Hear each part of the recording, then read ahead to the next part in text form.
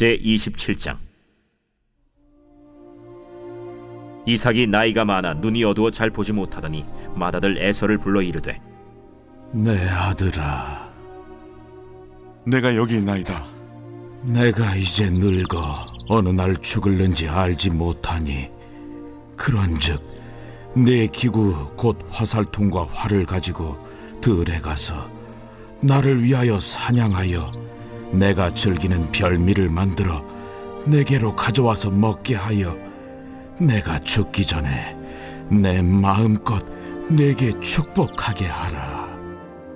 이삭이 그의 아들 에서에게 말할 때 리브가가 들었더니 에서가 사냥하여 오려고 들로 나가매 리브가가 그의 아들 야곱에게 말하여 이르되, 내 아버지가 내 형 에서에게 말씀하시는 것을 내가 들으니 이르시기를 나를 위하여 사냥하여 가져다가 별미를 만들어 내가 먹게 하여 죽기 전에 여호와 앞에서 내게 축복하게 하라 하셨으니, 그런즉 내 아들아, 내 말을 따라 내가 내게 명하는 대로 염소떼에 가서 거기서 좋은 염소 새끼 2마리를 내게로 가져오면 내가 그것으로 내 아버지를 위하여 그가 즐기시는 별미를 만들리니 내가 그것을 내 아버지께 가져다 드려서 그가 죽기 전에 내게 축복하기 위하여 잡수시게 하라.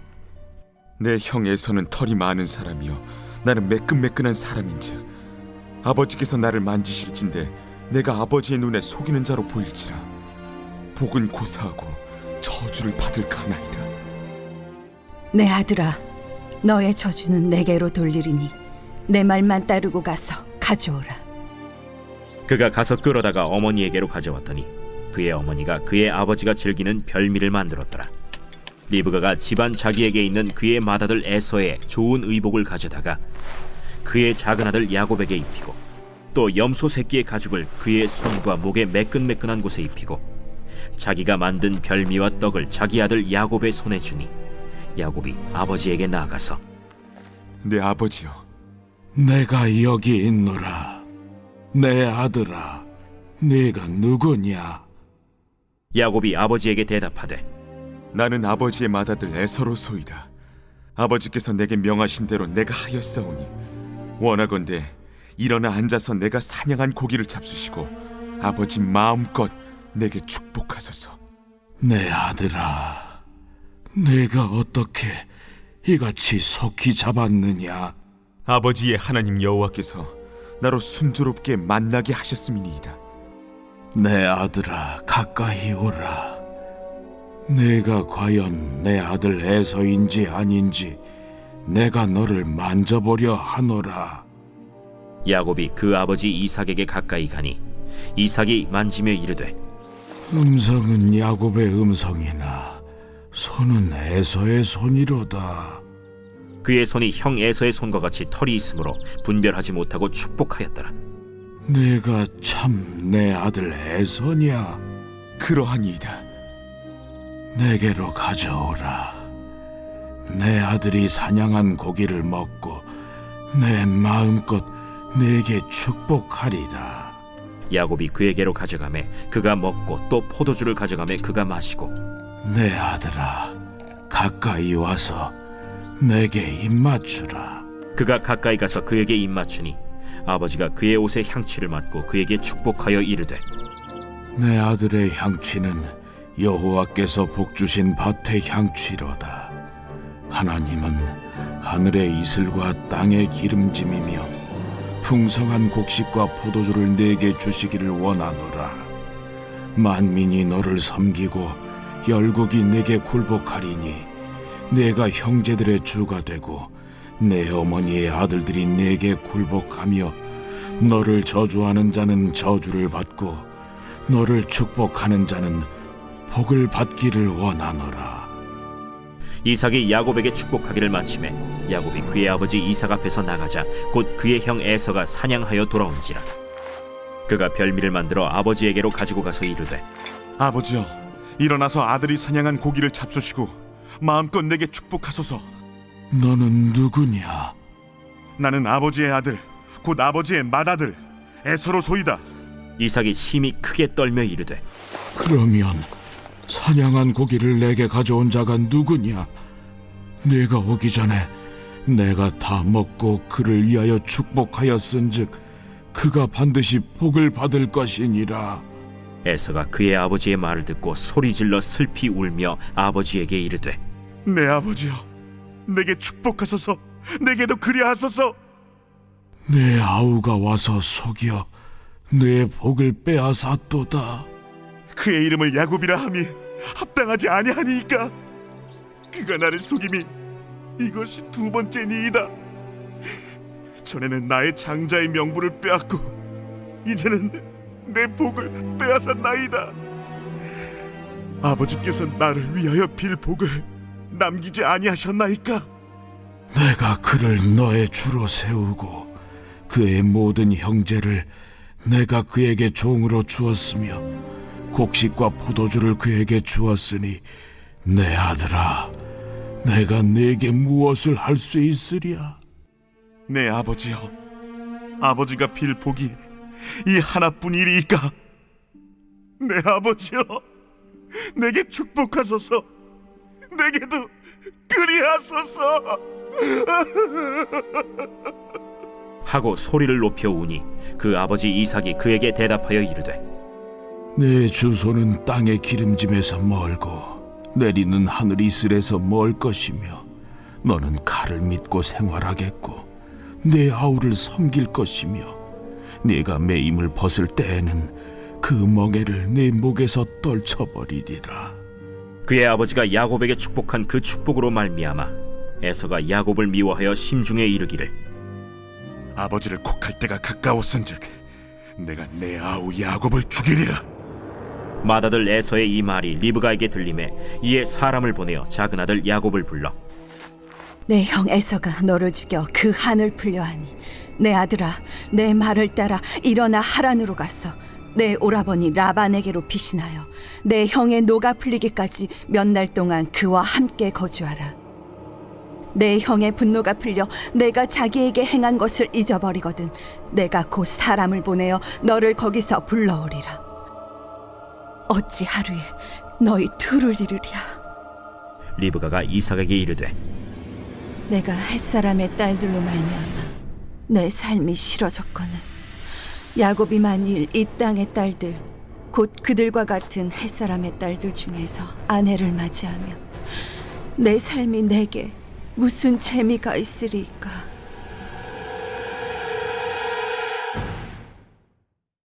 빛이스라 말씀으로 오늘 하루를 시작하시는 우리 성도님들의 삶이 정말 오늘 하루 주님의 은혜 가운데 빛되고 복되시기를 주님의 이름으로 축복합니다. 자, 오늘 우리가 함께 나눌 말씀은 창세기 27장입니다. 우리가 이제 어제 나눈 26장에서 이삭의 삶을 좀 살펴보았죠. 그러니까 흉년이 들었지만 하나님의 말씀에 순종해서 그 땅에 그냥 머물러 있었던 그러한 이삭입니다. 또 그럼에도 불구하고 또 자신의 생명이 위험에 위험할 수 있겠다 생각하니까 또 아버지처럼 또 이제 자기 아내를 누이라고 속이는 이런 또 모습을 우리가 또 함께 보았죠. 그러니까 우리가 반복하여서 발견하는 것은 뭡니까? 완전한 인간은 없다. 또 완벽한 인간은 없다. 온전한 사람은 없다. 믿음의 사람이라고 해서 연약함이나 부족함이 없는 것이 아니다. 그런데 또 은혜는 무엇입니까? 그러니까 믿음의 사람은 또 어떨 때는 실수하기도 하고 또 실패하기도 하고 그러하지만 그것이 끝이 아니라 이런 경험들을 통하여서 우리가 하나님을 더 깊이 바라보게 하고 또 그것을 통해서 내가 더 강건해지고 성숙하고 성장해 가는 과정에 있다는 것이 바로 하나님께서 믿는 자들에게 주시는 은혜가 아닌가 이렇게 생각을 또 해보게 됩니다. 그러니까 하나님을 바라보는 거죠. 그런데 세상 사람과의 차이는 뭡니까? 끝나면 그것으로 끝난다고 생각할 수 있지만 믿음의 사람은 그 자리에서 온전하게 하나님을 다시 바라보고 그 하나님을 바라봄을 통하여서 하나님의 은혜와 또 하나님의 섭리와 하나님의 약속들 이런 것들을 또 경험하게 되는 거죠. 그러면서 하나님을 알아가는 깊이와 높이와 넓이가 더 커진다는 것을 우리가 경험해 보게 됩니다. 그래서 믿음의 순종이 더 커지는 거죠. 이것이 우리에게 주시는 하나님의 은혜이다. 그러니까 오늘 본문에서는 이제 이삭이 야곱을 축복하는 그런 장면이 있는데 어제 나누었던 26장의 마지막 구절을 잠깐 읽어보도록 하겠습니다. 26장 34절 에서가 40세 헷족속 브에리의 딸 유딕과 헷족속 엘론의 딸 바스맛을 아내로 맞이하였더니 그들이 이삭과 리브가의 마음에 근심이 되었더라. 그러니까 오늘 이 두 구절은 27장의 밑그림과 같은 그런 말씀입니다. 그러니까 이삭은 아브라함이 늙은 종을 이제 동족에게로 보내서 거기서 아내를 택하여 데려왔고 또 아버지의 뜻대로 결혼했죠.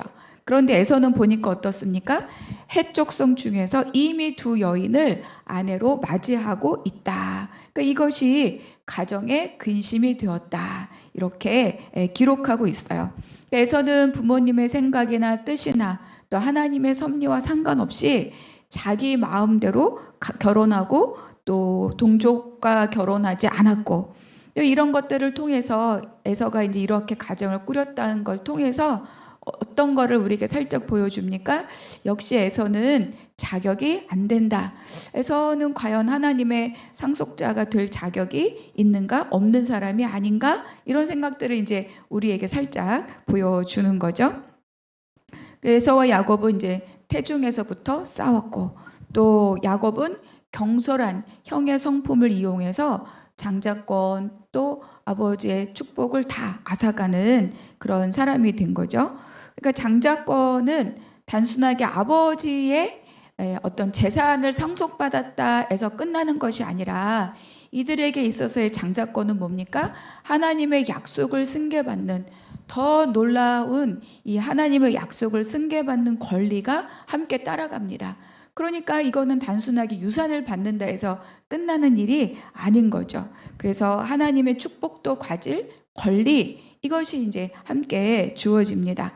그런데 하나님의 복이 뭐예요? 씨와 통치권, 씨의 번성과 다스림의 권세가 바로 이 하나님의 축복에 포함되어 있는 거죠. 그래서 오늘은 야곱이 바로 이 하나님의 복마저도 빼앗는 내용이 기록되어 있습니다.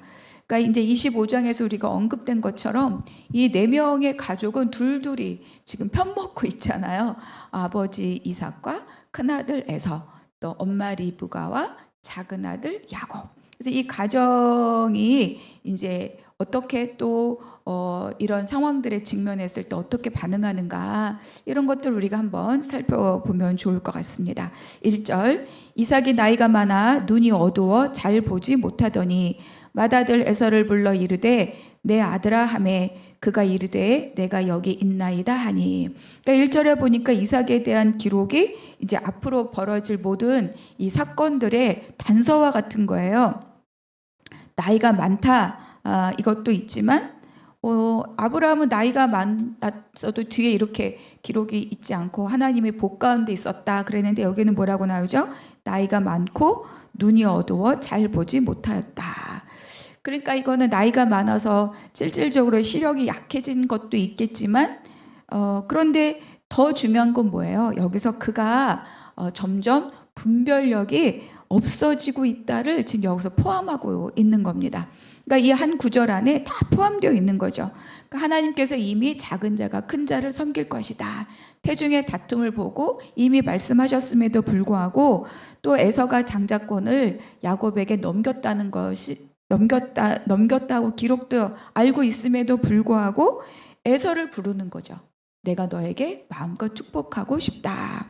4절 내가 즐기는 별미를 만들어 내게로 가져와서 먹게 하여 내가 죽기 전에 내 마음껏 내게 축복하게 하라. 그러니까 여기 3절과 4절에서 나를 위하여 내가 즐기는 내게로 가져오고 내가 죽기 전에 내 마음껏. 그러니까 이제 모두가 다 하나님의 복을 누구에게 전승할 것인가가 초점이라기보다는 여기서 계속 내가 이렇게 이삭이 반복해서 자기를 이야기하고 있다는 것을 볼 수 있어요. 그리고 내가 이걸 할 테니까 먹을 걸 가져와라. 약간 이런 뉘앙스가 있죠. 그리고 중요한 게 뭐냐면 이렇게 축복할 때는 가족들이 다 모인 곳에서 공개적으로 그리고 이것이 공식적으로 이 아들에게 계승되었다는 것을 알려주게 되어 있는데 마치 여기서는 아무도 모르게 너와 나 사이에 이렇게 하자 이런 느낌이 이 안에 있는 거죠.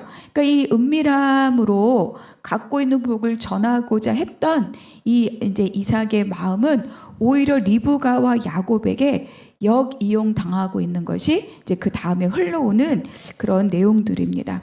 하나님의 일은 은밀하지 않습니다. 하나님의 일은 사람 눈에 보기에 은밀한 계획이 아니죠. 하나님의 일하심은 누구에게나 보여줄 수 있는 일이죠. 하나님은 여기에서 지금 이삭이 갖고 있는 이 은밀한 계획을 하나님은 기뻐하시지 않아요. 자, 5절. 이삭이 그의 아들 에서에게 말할 때 리브가가 들었더니 에서가 사냥하여 오려고 들로 나가매. 그 여기에 들었더니라는 말의 원형은 쉐마입니다.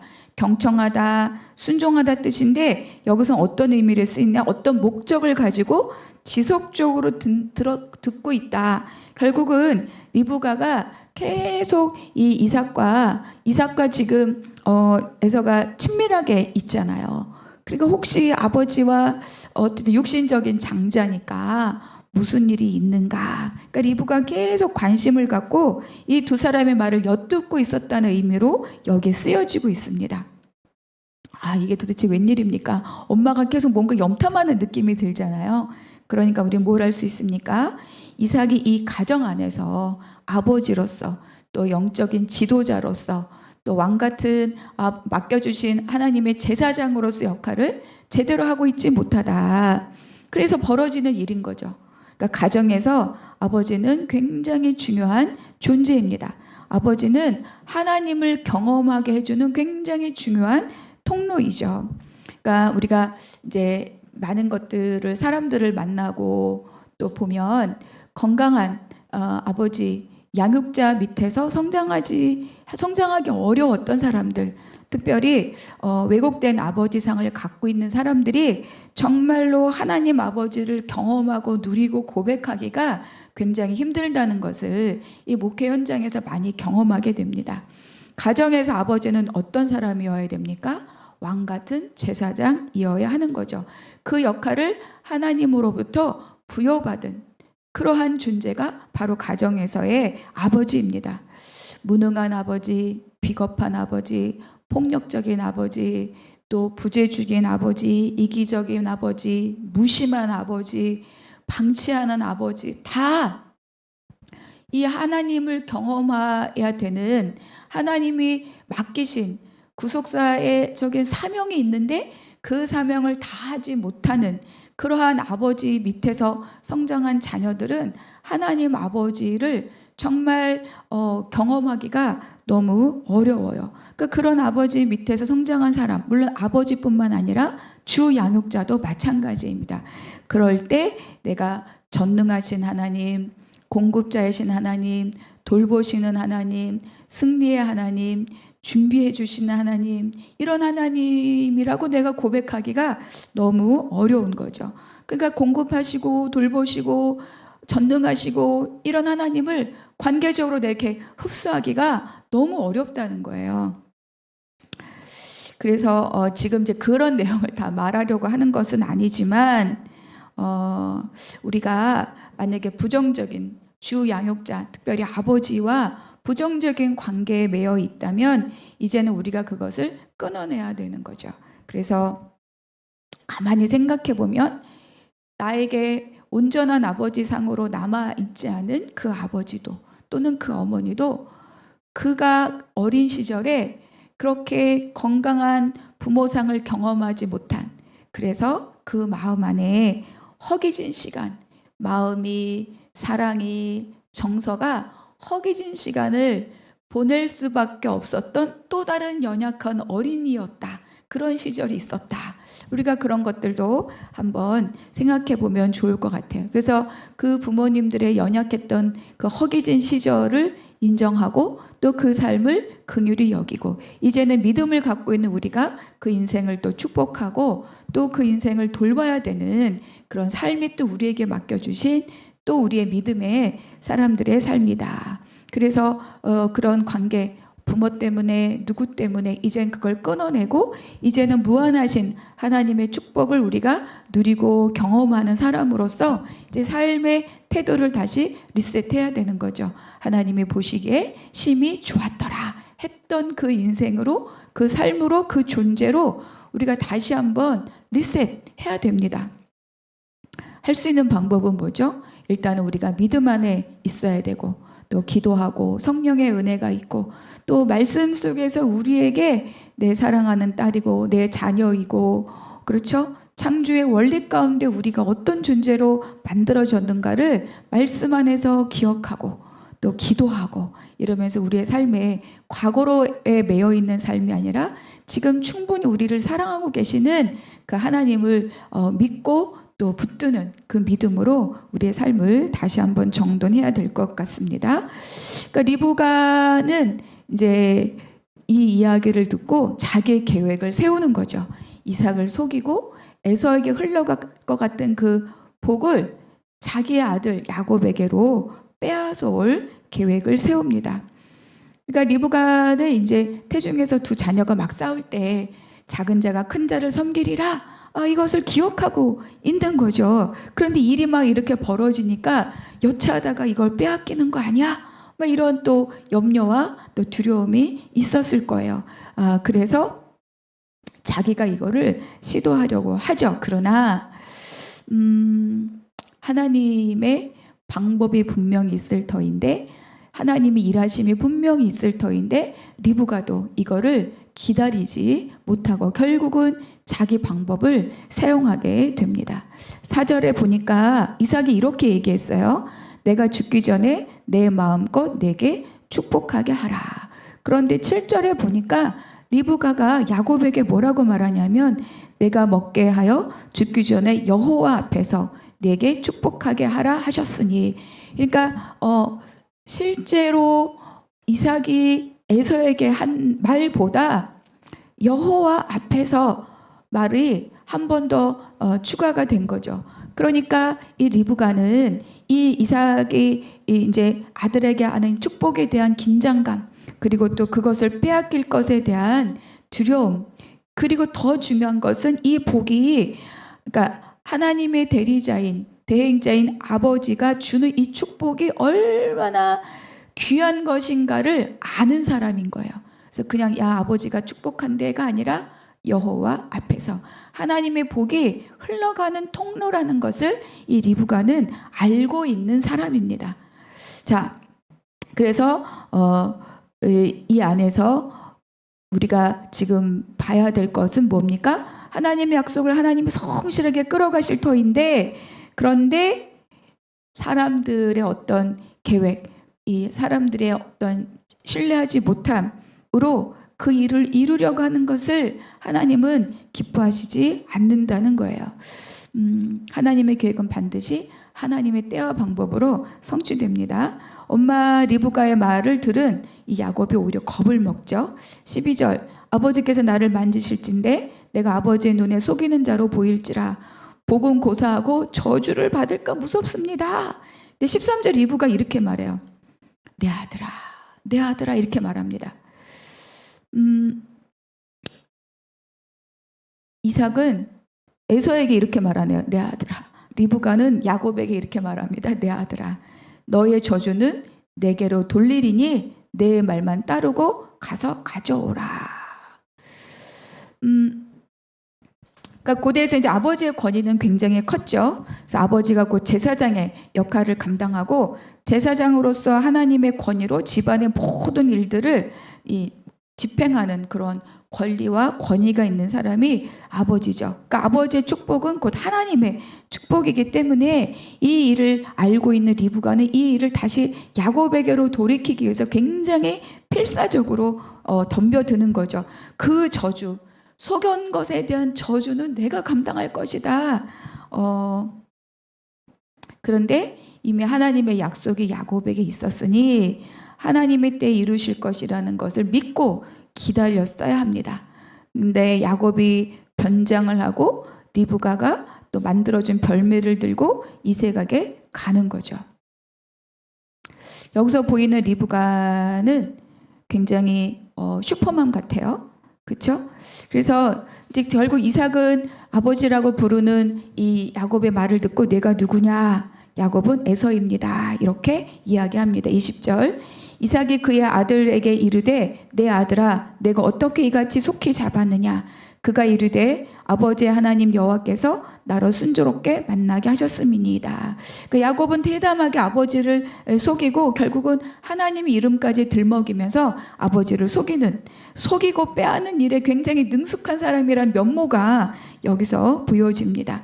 23절. 그의 손이 형 에서의 손과 같이 털이 있으므로 분별하지 못하고 축복하였더라. 그러니까 뭐 형의 옷을 입고 여기다가 털을 붙이고 결국은 이삭은 야곱을 에서로 착각하고 할 수 있는 최고의 복을, 정말 최고의 복을 이 야곱에게 쏟아붓습니다. 에서에게 하는 줄 알고. 자, 복을 한번 보겠습니다. 28절을 보니까 제때 내리는 이슬과 기름진 땅에 복을 빌어주죠.